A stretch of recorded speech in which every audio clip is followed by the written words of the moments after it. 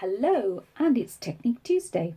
You get the opportunity to have this slightly more in-depth discussion and exploration of today's infographic. But before we actually take a look at it, I just want to explain where it comes from.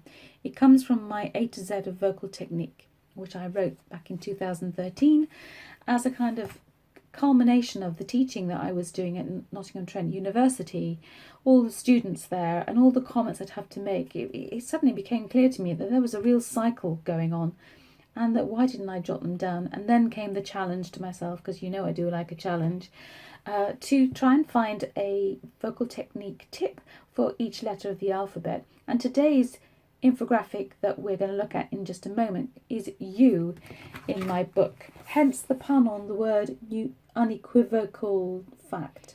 Unequivocal fact. The focus on the out breath and what follows is a natural reflex. Inspiration. Okay, and the little hashtags underneath: mindset, learning curve, balanced, alignment, practice. Okay, now, as I've said in our group, this is something that we talk about a lot within Virtually Vocalese, within your one-to-one lessons, all that stuff. But you know what? It's the holy grail, as Joyce DiDonato says in that wonderful video that we keep sharing on 30 Days of Singing. It's invaluable to keep thinking about it. And then that got me thinking about my own journey with my breathing and my whole thing. And okay, so I said this morning, while studying with Ilse Wolf in Chiswick so long ago I can't quite grasp it, but it was before, during and after my son was born, and he's approaching 34. Okay, as she would talk to me in her lovely soft German accent of singing on the breath. I mean, I thought I was. There was so much discussion and lots of work, but I didn't fully get what she meant. I do now, and today's infographic speaks volumes. It's all about the out breath. Now, so I wanted to just clarify that in this morning's video teaching. Now, my journey vocally, as you know, started a long time ago. And when I first started having lessons with Ilse Wolf, I was probably about 25. I was through Dartington. I'd got the other side. I'd done some classroom teaching up in Nottingham. I had got married and I had had Laura. I had been swept up into a performance of La Traviata. Someone had dropped out and I was kind of brought in, I don't know quite how that happened, to sing the part of Flora, which actually is a mezzo part, but had great costumes and a fantastic marquis who was very yummy to play opposite. So at this point, you know, we moved down to Hampshire with my then husband's job. He got a promotion as the head of department of music in Porchester. My parents were fantastically pleased because we were going to move down. We only had Laura at that time. So I moved down and immediately started thinking, okay, I'm going to start getting back into my singing big time. I had sung for Ilse Wolf in a masterclass in Nottingham. I approached her and asked her at that time if she'd be willing to teach me, and she had said yes. Now, she lived in Chiswick in London, which to me then seemed like the back of beyond. But my dad, stalwart and my champion as he was, he drove me there. And we all had a day out. They went off to Chiswick House while I went to have my lesson. Anyway, I did keep notes from the lesson. No chance of recording it or anything like that. Then I remember sitting in the back of the car, coming back, feverishly writing down what I could remember. And some of the things which are, pertinent to today's infographic come out in Ilse's words that I've actually, my notes from here, and you will recognize some of them. So, okay, June the 25th, 1983. Perfect inspiration. Don't prepare to sing. Try to be as relaxed as you can. It should be as relaxed as when you take a breath to speak.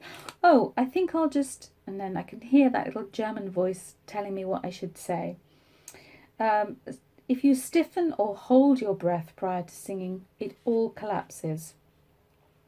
So she gave me a little exercise. Take a deep breath through the nose to fill to full capacity. So that's different to what we've been doing.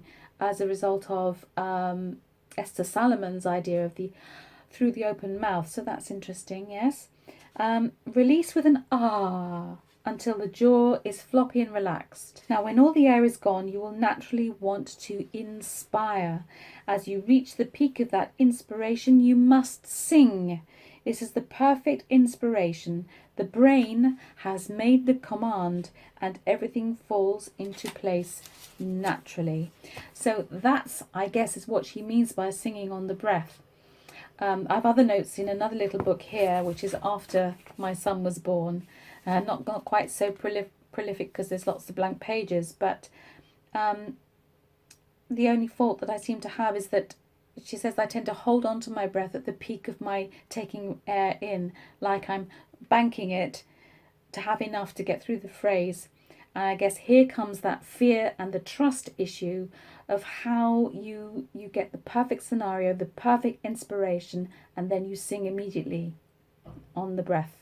And the singing on the breath is this idea of leaning into it, okay? This compression idea, which if you're thinking about just making the 100% concentration to the source of the sound, that will be happening. You don't have to try and put it in place. What I now know is that if this is happening and you've got the perfect setup, i.e. no glottal chink, but that's another story, and it's in my book, then if you've got that perfect scenario, the air will be being used in just the way that Ilse was trying to get me to use. And it's when you finish a phrase and you realise just at the end of it how much effort you've been putting in, not here, but your body, that's when you realise you have truly started to engage and connect with your airflow. Just like Sophie did at the end of one of her fuffs, where she sang and then went, phew, that was really hard work. That's how it feels. It feels great when you're on your airflow, singing on the breath, because suddenly something that seems really hard becomes magically easy. So let's just have one more look at the infographic before I wrap up.